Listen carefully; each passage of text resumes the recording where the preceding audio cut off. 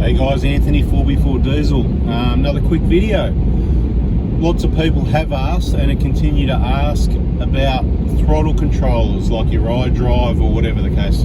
What's it called now? The Ultimate 9. Changed names from iDrive to Ultimate 9. So there's different brands of these sorts of things. You can get your cheapy ones wherever. I think, you know, 4Drive, Super Center, Kings, whatever it is. I think they sell them. There's all sorts of different brands.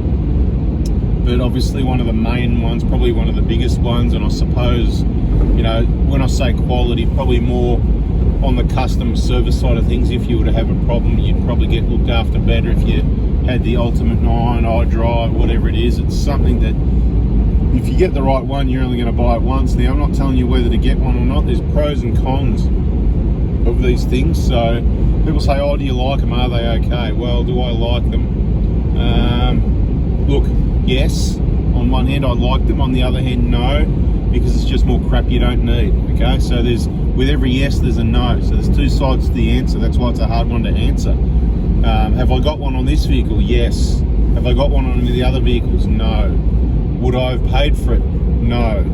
Why is it on the vehicle? I won it as a prize. Okay, so I can just genuinely tell you about it. Now, I've used an iDrive on the 2009 150 Prado, 2019 150 Prado, and this is a 2008 120 Prado, and I've got it set on U1. Okay, now, so that pretty much covers the yes and no's of it. So obviously, you know, it does give you a false feeling that, oh, you know, this is really responsive, it goes really good, this car. Okay, so that's cool, you know, that's the nice part about it. Oh, you get in, you just press the accelerator a little bit and it's like you floored it.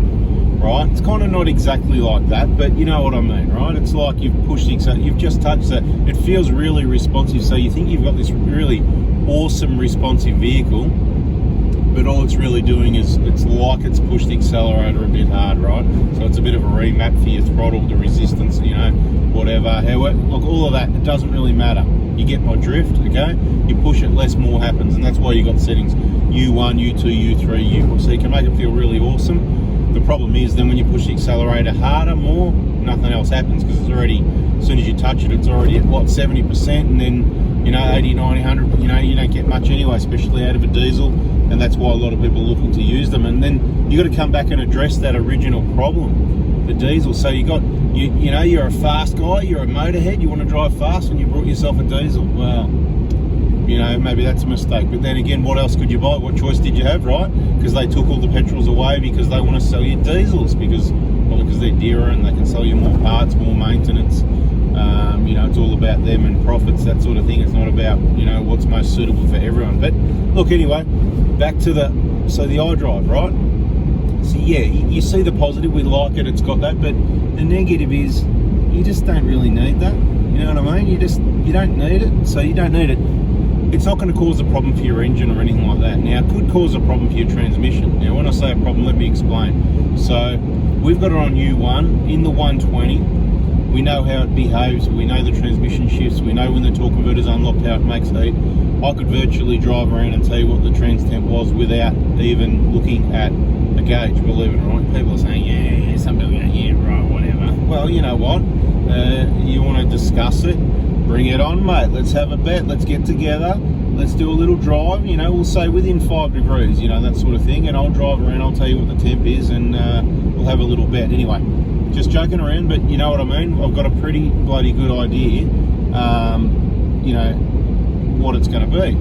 Now, the problem is with the iDrives or the throttle, we call them throttle controllers, whatever, the Ultimate 9. No, the throttle controllers. The problem is, it also changes the transmission shifts, right? It changes the transmission shifts.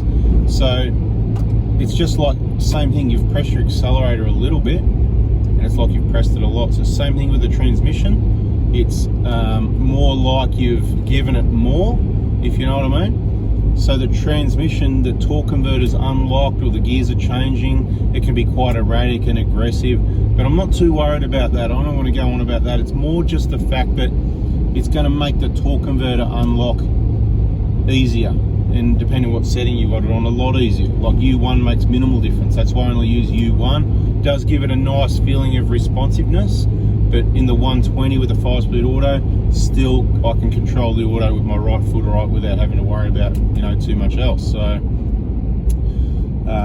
with, for example, the 2015 to 2020, I don't know what's going on here. I mean, we're okay, yeah, okay, all right, yeah, not too sure where he's going, because we're in a 100 zone and we're sort of dawdling along a bit, but now he's worked out where he's going. That's all right. Okay, so away we go with our U1 back up to speed. New section of road there, beautiful.